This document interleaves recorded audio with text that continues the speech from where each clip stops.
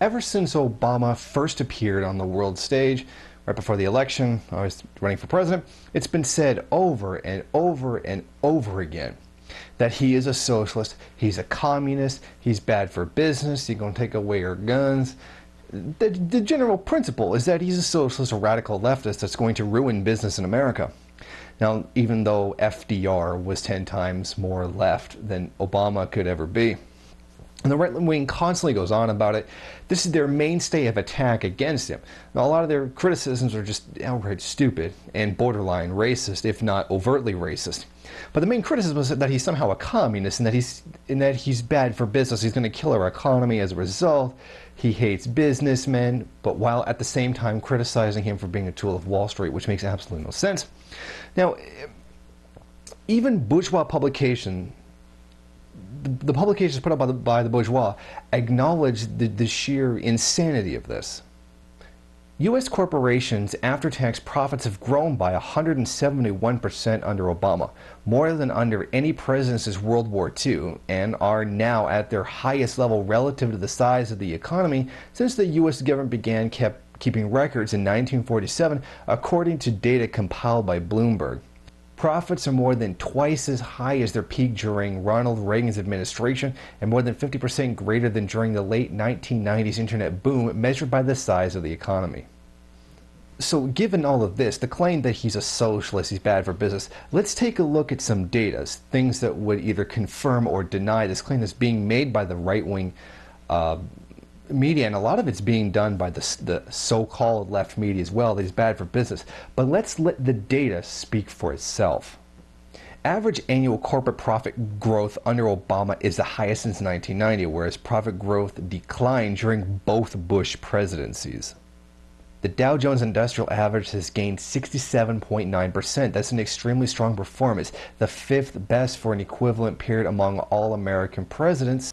The S&P 500, Standard & Poor, measuring the 500 largest publicly traded companies, is up 80%.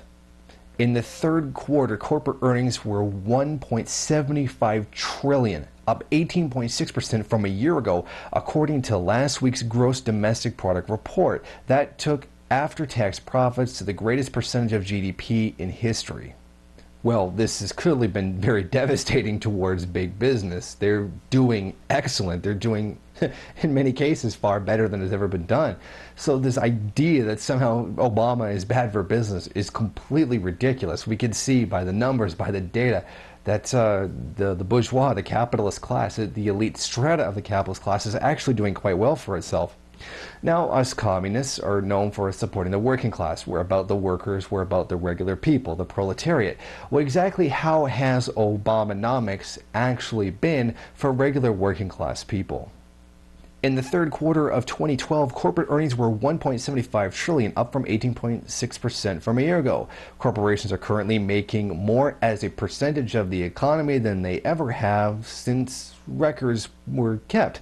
But at the same time, wages as a percentage of the economy are at an all-time low, as this chart shows. The red line is corporate profits, the blue line is private sector wages.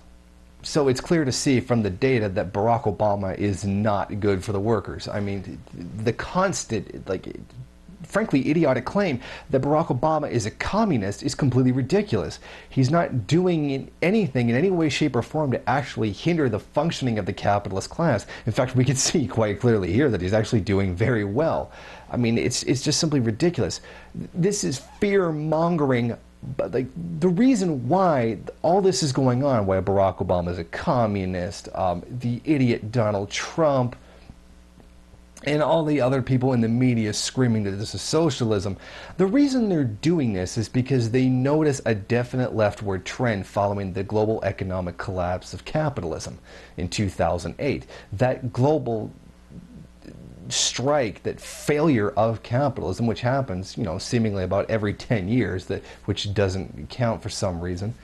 This global collapse of capitalism has shifted a lot of people's ideas about what capitalism is, how it supposedly works, and the viability of it. Of course, a lot of this is not held in other countries who don't come from that privileged position, sitting on top of an ivory tower that is the first world, and even particularly the United States among the first world.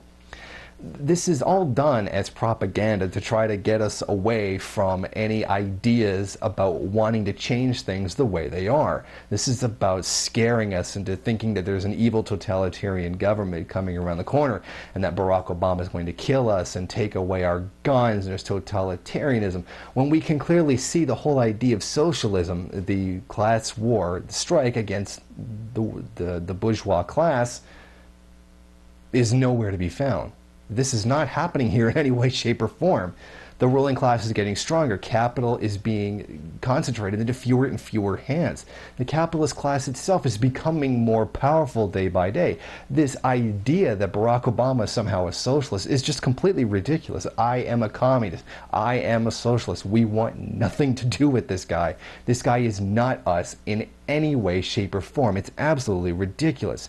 This opinion that Barack Obama is a socialist is not only just provable that it's not true, it's just stupid and violates the most basic, most easy to comprehend principles of socialism and communism itself.